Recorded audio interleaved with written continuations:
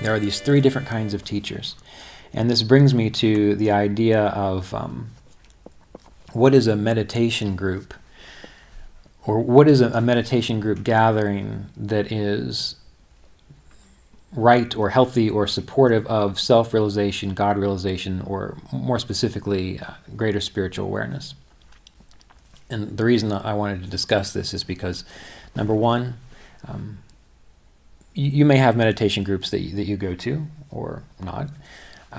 Number two, I've had a few people recently ask me how to lead a meditation group. And having had many experiences in this field, seeing what works and seeing what doesn't work, and as I mentioned yesterday, remembering that Mr. Davis gave me very specific guidelines about how to run a meditation group, and that was probably, 14 years ago. And at that time, I thought, oh, well, he doesn't really, he's not serious. You can't do it that way. And then 14 years later, I recognized that if the meditation group is for self-realization and spiritual awareness, what he advised is the way to do it. So I'm going to tell you the way not to do it, and then I'm going to tell you the way to do it, just in case, if you ever have the opportunity to lead a group, or if you have an opportunity to participate in a group, you can recognize whether it's actually going to be beneficial for you. So the basics, this is it. A meditation group where the people come together quietly. They show up, they sit down. The leader of the group takes them through maybe one or two techniques, if it's a guided meditation. Now, if the people already know how to meditate, then you don't have to say anything. You just sit there, they sit there, you let them meditate however they're inspired. But if they need guidance, then you pick one or two techniques, say, for example, from Kriya Yoga, Continuing the Lineage of Enlightenment, or the book Kriya Yoga Vichara. There is chanting through the chakras, very basic breath awareness, very simple mantra. You pick one or two of those. And once they sit down, you instruct them on how to do it. All right, we're going to chant through the chakras. You can read how to do that. And then you say it out loud. You take them through the process. Once you've taken them through the process, you sit quietly.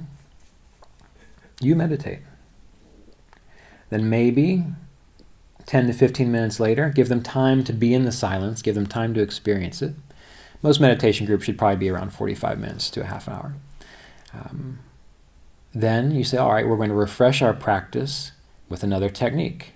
And then maybe you use simple mantra. You say, now we're going to meditate on the breath. On the inhale, we hear the mantra, the sound, so, resonating within us. On the exhale, we hear hum, resonating within us. And we let this be our anchor. We let this be our focus to sink our attention inward for the duration of our meditation. You might remind them one more time how it's done, and then sit quietly. You continue to do the process personally. Don't worry about what they're doing. And then when the time comes, you can say, let's chant Om audibly once, and then encourage everyone to leave silently. That is the best way to participate in a meditation group, to run a meditation group. If you're participating in a group, it doesn't have to follow that exact guideline, but the key is the people show up silently. They meditate together. They leave silently. Yeah, but I really want to get to know these people. They share a similar interest with me. I would like to be friends. I need community. If you need a community, go to a church. If you need a community, join a club. Why do I say it like this?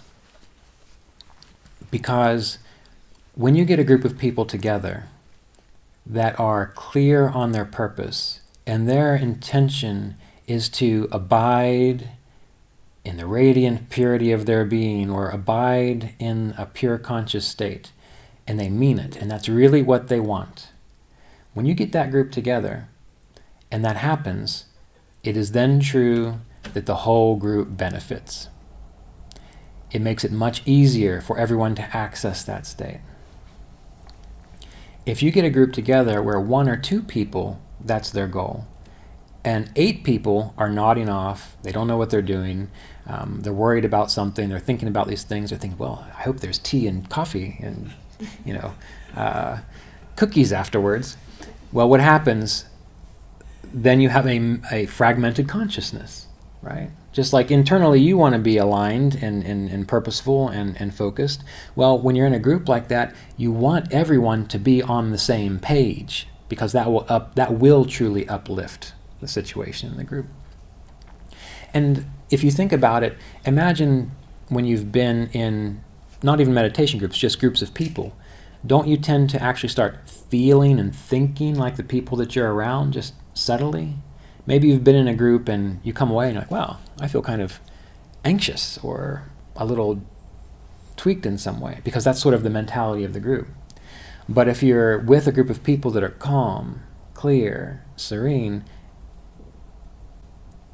it is amazing what kind of experience the whole group can have. But there has to be that same kind of solidarity. Or have you ever been in a meeting where you're really trying to figure out a problem and someone's over there watching the game? Or someone's on their phone, they don't even care. What do you think? Whatever. Like that quality of the group becomes dispersed. So for self-realization and spiritual awareness, the individuals need to be very clear on what that is about. And if they know we're not here to socialize, then that is why they will come. You may never find a group like that. But that is okay, because you have it within yourself. When I first started teaching in Asheville, I don't know how many times I would schedule meditation groups or teaching sessions, and I'm there just by myself. I don't know how many times I would start something and, the initial, ooh, it's a Kriya Yoga group, this is wonderful, it's full. And I do it just like I said. Next time, 3 people show up. Those 3 people come back again, hoping I'm just kidding. Next time, 2 people show up. But what I found is that by not worrying about that, but as a meditation group leader, instructor, I'm just there to hold the space. And if no one shows up, I'm just meditating as I would at home. What I found is if a dedicated teacher can persist and hold that vision and hold that kind of focus in time, that group that was once 35, that went down to 3, then down to 2, and maybe just you for 3 weeks, eventually starts to 1 or 2 people come in that think, well, this is really what I want. And then a few more people come in. This is what I'm looking for. And then more people come in. So by holding that space of this is what the purpose is, this is what we're doing, you weed out all the individuals that show up and say, well, how many people come here? That's the question that they ask. And that always bothered me, because they're not coming there to learn meditation. They're coming there because they want a community, which, please understand, I'm not saying that there's a problem with wanting community. Being involved in a community helps you live longer. It makes you happier. It allows you to feel more joyous and sharing. But the yogic path is not about this world. It's not about this world. When last week the idea came up, and it popped up again today as I was eating breakfast, when I was thinking about the meditation group idea.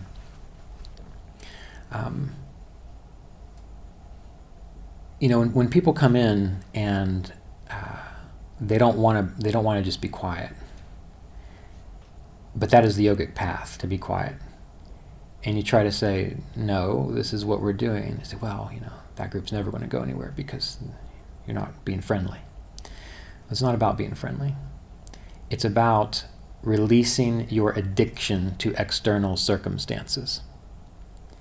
When people want a big group where there's lots of people, for the sake of there being lots of people there, or for having a community, they are still trying to define their spirituality through others. when people are showing up and they know we're holding this space together and we're going to mutually benefit from this deeper level beyond the personality. I don't care what Joe's doing afterwards. I don't care what's happening tomorrow. I know that this person is focused on clarity. I am focused on clarity. We're going to meet there, and that will amplify it. And then afterwards we go our separate ways into our roles in the world, whatever they are. That starts to do what the yogic path is meant to do, which is break down even further that addiction to personality, to break down that addiction to feeling a sense of contentment and clarity without the world's support. Do you follow what I'm saying? Okay. So, for you, while I personally recommend that you simply meditate alone on your own, in the same way that Mr. Davis spoke about in the video that we watched last night, if there are groups to participate in, this is how I would advise that you determine if it is a group worth participating in. Maybe you go to the group and it's a mostly silent group, and you think this is it. But then you recognize that half the people are snoring. That is another key indicator that they are not there. They're taking a nap. It's not a nap group. It's not nap time. And if you yourself are inspired to support this work in your own community, not because you want to be seen as a meditation teacher, not because you think you're going to change anyone's lives, not because you want to get involved in a group, but because deep down you feel it is necessary to provide space for people.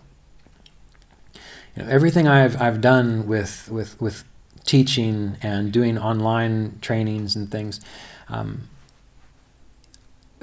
it is because it's hard to explain, but there's a sense of responsibility that someone has to do it. That's what it feels like. That is why, after Mr. Davis passed, even though I discussed with him about letting go of astrology and focusing primarily on meditation, when he passed, all of a sudden, there was this gravity that, all right, well, now we have to do this. He's not around anymore in form. So now it's up to us to continue this lineage of enlightenment in the world. And so it's about a sense of duty, and by duty I don't mean like a heavy responsibility, like, oh, you mean I've got to pay my child support? Not like that. I mean just a sense of, yeah, this needs to be here somehow. You understand? If you are not inspired to be any kind of meditation leader or teacher, that's also perfectly fine, because not everyone has that role, and you should never force yourself into that role just because you think it's going to save the world or it's the right thing to do. The people who know that is their role just do it. They don't doubt it, they don't deliberate on it, they don't have any other idea. It just is what happens. But your role then is to simply embody this clarity within your life on your own, because that will go into the world and that will benefit the people around you silently. It will be like a silent blessing. And that helps to uplift and change consciousness on an impersonal level, There's a reason that over the last 100 years, you can say, hey, do you know what meditation is? And probably 80% of the people in the world, I'm going to guess, that's probably an exaggeration, but a lot more than there used to be, will know what it is. Whereas 100 years ago, if you brought that up, they might look it up in the dictionary, but they didn't have a sense of what it was. It's because there are more and more people who are doing it on their own, which allows the impersonal consciousness, it allows it to kind of pop through easier when someone does finally develop an interest in it. So you doing your own little work, what you consider to be little work, is actually pretty big, but it's impersonal. You always got to think about it as though it's impersonal.